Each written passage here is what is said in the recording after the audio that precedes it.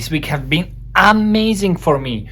I painted so much and I'm so happy with what I did. Such a relief compared to the last few weeks slump. Ugh.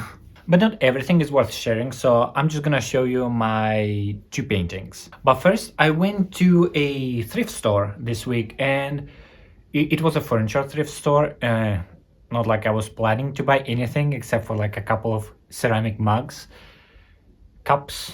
But anyway, it was a complete disappointment. Although they did have a small section where just they had tons and tons of frames of different sizes, different qualities. And I saw one that it was kind of cute, and I was debating whether I should buy it or not because I'm really trying to stay away of buying unnecessary crap that I'm just not giving any use afterwards. But I thought it would be fun to get it and to not feel bad about it. I would make myself paint something just for it.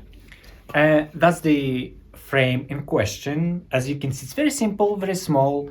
I got it for €3, which is a bit pricey since it doesn't come with any kind of back tablet, plank, what would you call it, plate? Anyway, it was a very improvised purchase. And that thrift store is right next to my art store. So I decided to go quickly check it out. It was like last minute shopping before everything closed. And my art store has this box of just discarded wooden boards. So I went there and I checked if there was anything that was in similar size. And I got a bunch of them. They were like 30 cents each, super cheap.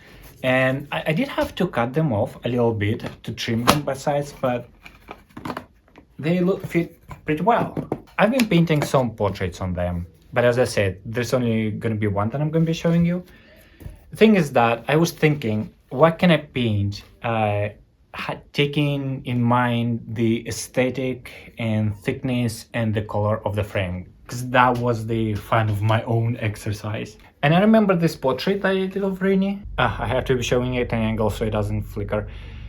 And one thing that I loved about this portrait, and I talked about that in my past videos, is how much space the hair was taken. And I thought that it will be fun to paint a portrait where the hair would take like half of the canvas or half of the board. So that was my inspiration for the next portrait. And I love and hate it, and I'll talk to you about it in a bit. But first, let me show it to you. So as painting goes, I really like how it turned out. It was very easy to paint. I'm very satisfied with it. What I don't like is how Instagram pretty she looks. I just find it embarrassing painting such, being a male artist and painting such, how would I say, like sterile beauties.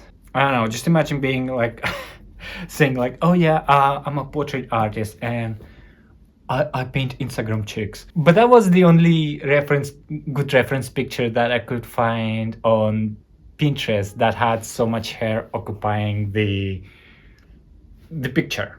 Anyway, I'm actually as well very happy with how it looks with the frame. Ta-da! So even though I will paint something else for that frame, it does give me a good idea for what I was going for. And definitely works. And it's a very pretty frame, and I think it goes super well with like this kind of portraits. And because it was so cheap as well, I can put it on sale the next painting that I'm gonna do with this frame and just not add to the final price. And I think it will help to sell much more when it already comes framed. And also because I cut it to the size, I don't need anything to secure it, and it just stays in place. So I'm definitely gonna go back and I'm gonna get a bunch of bigger frames and just see what I can paint for them. It was a very fun exercise and it looks amazing. The next painting is this big fella behind me. And okay, so this week I didn't film any painting process at all, just because I was so frustrated with the last couple of weeks with how difficult were my paintings. So I just decided to take this week for myself, paint without camera, without the pressure of trying to get good angles, and it was worth it. I feel very relaxed, I feel very inspired, and I can't start this new week of working. But anyway, let's go to the back reveal. My room is very messy right now, so I have to be very strategic with which angles I'm gonna show you. And I don't know how to show it because it's so big.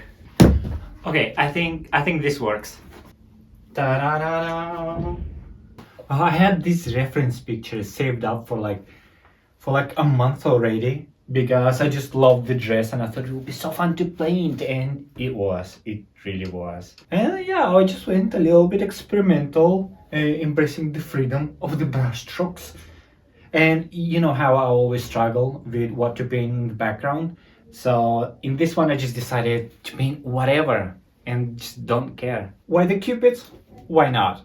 I think I will have to retouch them because they just pop up a little bit too much compared with everything else. So I will need to tone them down just a little bit. But I love this painting and I absolutely love this part. I don't know what is it about these sneakers and this rug, but I'm just in love with how they turned out. And that was my week. I finally came back to painting bigger size, and I'll do it again. I already have a canvas ready for it.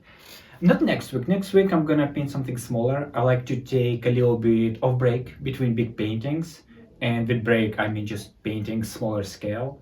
So I'll just do a little bit bust portrait. We'll see. But I just can't believe how enthusiastic I feel and how much your perception changes from week to week. And anyway, thank you for watching, and I'll see you next time. Mwah.